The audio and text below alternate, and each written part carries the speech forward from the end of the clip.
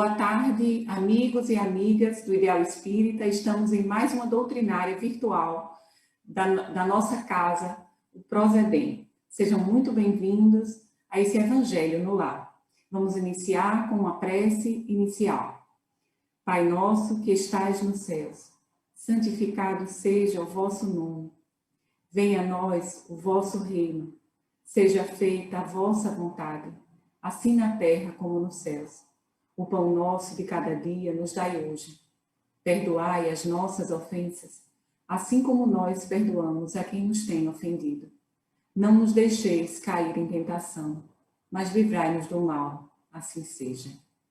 Que as boas vibrações da oração do Pai Nosso possam alcançar todos os lares, todas as penitenciárias, todos os hospitais, todas as ruas, possa beneficiar todo o planeta Terra com vibrações amorosas do coração de Jesus, que é o bom pastor, é o médico das almas, é o nosso mestre, o nosso irmão maior.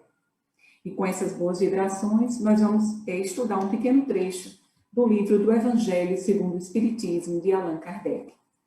Diz o Evangelho de hoje: quem é minha mãe e quem são os meus irmãos? E tendo vindo para casa, reuniu-se aí tão grande multidão, que eles nem sequer podiam fazer sua refeição. Sabendo disso, vieram seus parentes para se apoderarem dele, pois diziam que perdera o espírito. Entretanto, tendo vindo sua mãe e seus irmãos, e conservando-se do lado de fora, mandaram chamá-lo. Ora, o povo se assentara em torno dele e lhe disseram: tua mãe e teus irmãos estão lá fora e te chamam. Ele lhes respondeu: quem é minha mãe, quem são os meus irmãos? E perpassando o olhar pelos que estavam assentados ao seu derredor, disse: eis aqui a minha mãe e meus irmãos, pois todo aquele que faz a vontade de Deus, esse é meu irmão, minha irmã e minha mãe. Evangelho de Marcos 3, versículo 20, 31 a 35, Evangelho de Mateus 12, versículos 46 a 50. Comenta o Allan Kardec, no seu livro O Evangelho segundo o Espiritismo, que nesse trecho, queridos irmãos, Jesus faz a distinção entre a parentela corporal e a parentela espiritual.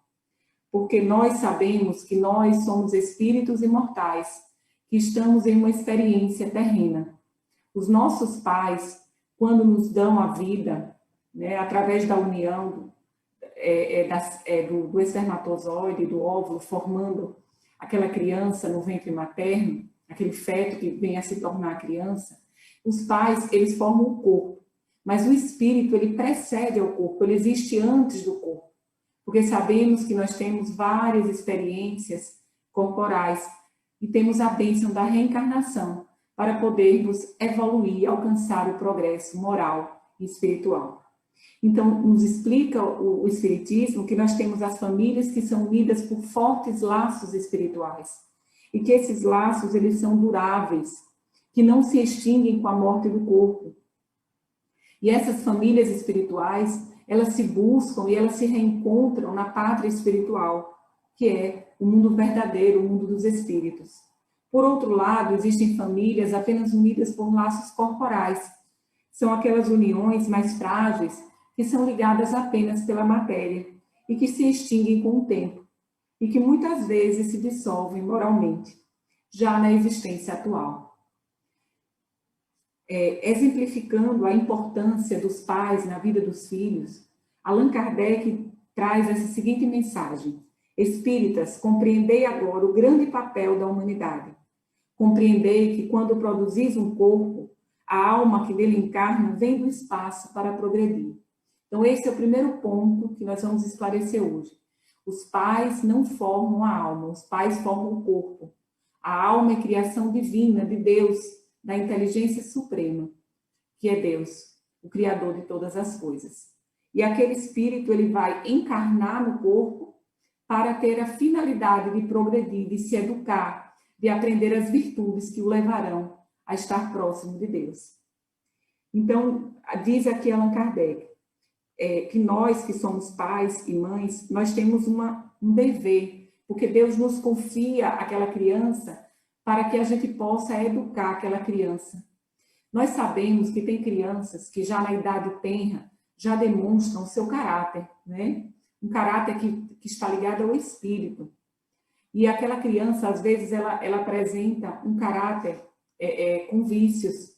E aí diz Allan Kardec que aquela criança que traz aqueles maus instintos das vidas anteriores, ela é, na verdade, um desafio para os pais terrenos. Compete aos pais terrenos educar essa criança para que ela possa modificar a atitude mental, ou seja, modificar aqueles vícios que ela traz de outras existências. Olha o que diz o texto. Desde pequenina, a criança manifesta os instintos bons ou maus que traz da sua existência anterior. A estudá-los, devem os pais aplicar-se. Diz Allan Kardec, todos os males se originam do egoísmo e do orgulho. Esses são os vícios que nós, às vezes, trazemos, que já enquanto crianças mostramos na nossa personalidade. E aqui diz, espreitem, pois, os pais, os menores indícios reveladores do germe de tais vícios e cuidem de combatê-los. Então, nós não devemos nos omitir. Nós que somos pais e mães, percebendo que o nosso filho tem uma tendência a ser egoísta ou tem uma tendência a ser orgulhoso, nos compete educar com muito amor aquela criança que Deus nos confiou. Essa é a nossa missão. Então, desde pequenininho, a gente já deve tentar orientar filho, não é assim. Você tem que partilhar seus brinquedos com as outras crianças, você tem que ser generoso, você não é mais importante do que as outras crianças, nós somos todos iguais, porque somos filhos de Deus. Então, compete aos pais aí conversando com aquela criança, para ir educando, e através do exemplo também, que é muito importante. Os pais e mães que derem bons exemplos, poderão modificar aquelas tendências negativas que aquela criança trouxe desde o berço, né? Aqui diz Allan Kardec, façam como o bom jardineiro que corta os rebentos defeituosos à medida que os vê apontar na árvore. Olha só, ele de uma forma simples, ele diz o quê? Não deixe aquela criança se tornar um adolescente sem receber a educação na primeira infância. Não. Eu sei que nós temos muito trabalho hoje em dia, os pais são muito ocupados, mas é muito importante que a gente não descuide da educação dos nossos rebentos. Desde pequenininhos, nós devemos tentar cortar, como diz aqui o texto, esses vícios através da educação e do exemplo. Diz aqui, se deixar se desenvolver o egoísmo e o orgulho, não se espantem de serem mais tarde pagos com a ingratidão. Então, muitos pais, às vezes, na velhice, na idade mais avançada, se queixam de que os filhos são ingratos, mas se esquecem de que não plantaram aquela boa semente quando a criança era pequena. Então, não vamos deixar de trabalhar os nossos filhos pequeninos, para que eles possam crescer e dar bons frutos, não é isso? Agora, se você já tem um filho grande, adolescente ou adulto, e você ainda, não trabalhou ele na idade de criança, ainda há tempo, irmãos. Ainda há tempo, vocês estão juntos nessa encarnação para crescerem para Deus. Então, mesmo que o filho já seja adulto, você pai, você mãe, procure ter diálogo com o seu filho, procure ouvir, né? Procure aconselhar, procure ser um pai presente, uma mãe presente, para que esse adulto possa modificar a sua atitude mental. Ainda é tempo, ainda é tempo. E o nosso modelo de conduta é Jesus, né? Jesus é quem nos ensina todas as virtudes que nós devemos transmitir aos nossos filhos através das palavras e através do exemplo. Quais são as virtudes? A benevolência, a compaixão, a caridade, o amor ao próximo, o respeito aos nossos semelhantes, o respeito também à natureza, que é a criação divina, né? São todos os valores morais que nós devemos transmitir aos nossos filhos, sejam eles pequenos, sejam eles adultos, ou até mesmo estando eles já na velhice. Em qualquer momento, nós podemos educar, sempre é tempo. E aqui diz Allan Kardec que Deus não dá prova superior às forças daquele que a pede. Só permite as que podemos, as promessas, aquelas provações que podemos cumprir e as expiações que podemos cumprir. Então vamos confiar em Jesus, no médico das almas, que nos dá forças para nós vencermos as tribulações do dia a dia. E Jesus vai também nos inspirar Se a gente buscar, através da oração, a conexão com a espiritualidade maior, nós vamos nos conectar com os bons espíritos que vão nos dar forças, vão nos sustentar nesse trabalho de educação. A grande ferramenta para modificar a Terra, não tenham dúvida, queridos irmãos, é a educação. E a educação que começa com a educação das nossas crianças, que são muitas vezes espíritos já velhos, no sentido de que já viveram muitas encarnações na Terra, e que ainda precisam corrigir alguns vícios de existências anteriores. Lembrando do livro Nosso Lar, da psicografia de Francisco Cândido Xavier, do espírito André Luiz, eu queria lembrar que tem um capítulo que fala da visita materna. Para quem já leu o livro, para quem já assistiu o filme, o André Luiz, ele é acolhido, ele fica um tempo, depois que ele desencarna, ele chega na espiritualidade como um suicida indireto. E aí ele tem que ficar, em razão daquele estado mental dele perturbado, ele vai para o umbral, e ele lá sofre durante alguns anos, até que ele, através de uma oração sincera, consegue ser ajudado e acolhido na colônia espiritual do Nosso Lar, que fica no mundo espiritual. E aí contam, um dos capítulos, o capítulo 15, que a mãe dele, que era um espírito já mais evoluído, já era mais purificado do que ele, que já estava habitando as esferas superiores da espiritualidade, ela tem a permissão divina para visitar o filho, para visitar André Luiz. E conta o livro que ele fica muito feliz quando vê a visita da sua mãe. E ele diz, minha mãe, e aqui diz o livro que ela diz, filho, meu filho, vem a mim, querido meu. Eles se abraçam, o livro conta que eles se abraçam, e que André Luiz, aquele filho que tanto estava saudoso da sua mãe, que tem esse reencontro na espiritualidade, porque eles eram ligados por laços espirituais, ele beija a mãe repetidas vezes. Ele aperta aquela mãe nos braços, e ele diz que as lágrimas da mãe se misturam com as lágrimas dele, com a felicidade de juntos estarem abraçados e se reencontrando no plano espiritual. E ele diz que aquela presença materna, aquela bênção que Deus lhe concedeu de rever a sua mãe na parte espiritual, trouxe para o coração de André Luiz um grande reconforto. E a mãe diz para ele, filho, o pai jamais nos esquece, o pai se referindo a Deus. Deus nunca esquece nenhum dos seus filhos. E ela diz que longo tempo de separação. Às vezes a providência separa os corações temporariamente, para que aprendamos o amor divino. Então veja que sabedoria daquela mãe, daquele espírito evoluído que habitava as esferas inferiores, e que explica para André Luiz e também para nós, que a separação é temporária. Ó mães queridas que me escutam nesse evangelho, que já tenham perdido seus filhos, vocês sabem que seus filhos estão vivos na parte espiritual. Orem pelos seus filhos, não se desesperem. E vamos pedir a misericórdia divina que um dia, na parte espiritual, vocês tenham a mesma alegria que André Luiz teve de abraçar a sua mãezinha querida, que vocês possam também um dia, na parte espiritual, abraçar os seus filhos queridos. Mas não se desesperem. Aceitem com resignação essa separação temporária, porque o Espírito vive. E a oração que vocês façam aqui chegará lá e vai acalmar o coração de vossos filhos. E é muito importante que ela passa, essa mãe de André Luiz, uma grande lição. Ela diz assim, filho, não te queixes. Porque André Luiz, que era um espírito ainda não tão evoluído quanto ela, moralmente falando, ele... Quando vê a mãe, a tendência dele, ele, depois que abraça, ele começa a se queixar.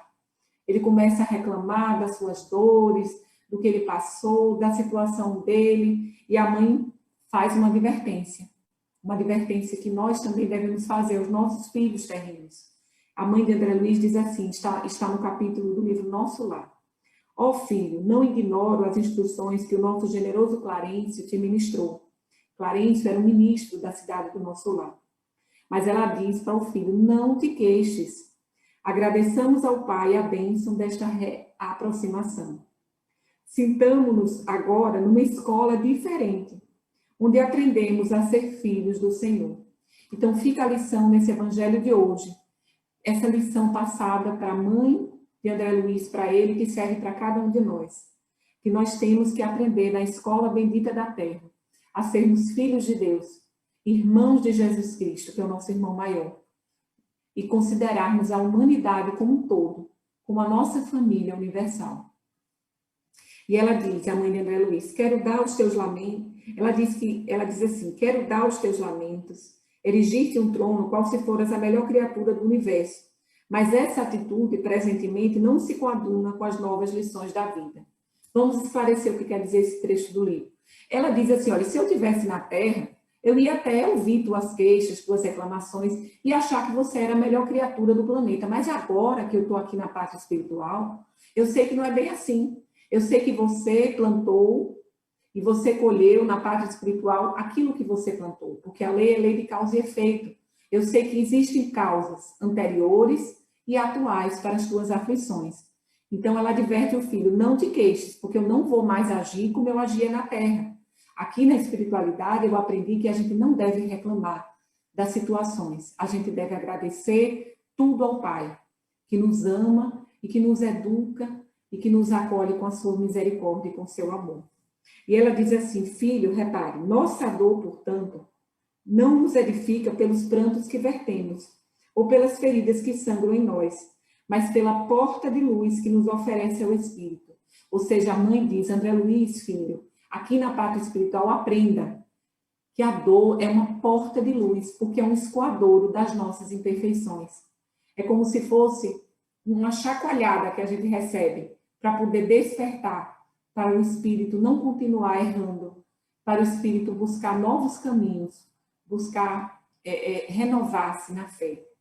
Então ela diz, lágrimas e úlceras constituem o processo de bendita extensão dos nossos mais puros sentimentos. Então a dor tem por finalidade reeducar o espírito. E ela diz assim, se é possível aproveitar estes minutos rápidos em expansões de amor, por que desviá-los para a sombra das lamentações? Ela diz, olha, Deus nos deu a oportunidade de um reencontro aqui no mundo espiritual, filho. Então vamos nos abraçar, e ela diz para ele, modifica a atitude mental. Isso nós devemos fazer aqui na Terra com nossos filhos. Quando nosso filho se abarcar de nós para reclamar da providência divina, nós vamos dizer, filho querido, não reclame, vamos orar, vamos conectar com a espiritualidade, vamos pedir força a Deus para passar por essa dificuldade. Mas não vamos murmurar, vamos tentar aceitar, vamos tentar ser resilientes. Né? Não é fácil, mas nós vamos conseguir com Jesus. Então, ela diz, eu não posso mais retroceder nas minhas experiências. Agora eu quero lhe ensinar o grande e sagrado amor divino. Então, essa é a lição da mãe de André Luiz para ele, na parte espiritual, e que serve para cada mãe que está me escutando, para cada pai, para cada avó, né? Para cada pessoa que me escuta. Estamos aqui na Terra, não uma viagem de passeio, mas estamos aqui numa escola bendita de almas, para aprender o amor divino. Agradecendo a Deus por essa linda mensagem do Evangelho, nós vamos encerrar a nossa tarde de hoje com a prece, né? E vamos também agradecer a Deus, vamos fechar os nossos olhos, vamos dizer, ó Jesus, amado mestre e amigo, obrigada pelas lições que o Espiritismo Consolador nos trouxe para os nossos corações aflitos. Senhor, somos fracos e ainda claudicantes em nossa fé. Segura nas nossas mãos, carrega-nos nos braços, nos momentos mais difíceis. Senhor, ampara principalmente os mais desesperados. Senhor, consola os corações dos aflitos. Senhor, traz luz na escuridão. Traz paz. Afasta o ódio dos nossos corações. Nos ensina o caminho dos céus. Muito obrigada, queridos irmãos, que assim seja. Lembrando que hoje à noite vocês podem estar acompanhando a doutrinária virtual do Prozedem e vocês podem também estar acompanhando toda a nossa programação semanal. Nós temos programação diária nas nossas redes sociais. Agradecemos também aos nossos benfeitores que nos ajudam nas nossas campanhas sociais. E fiquem com Deus. Muito obrigada. Até uma próxima oportunidade.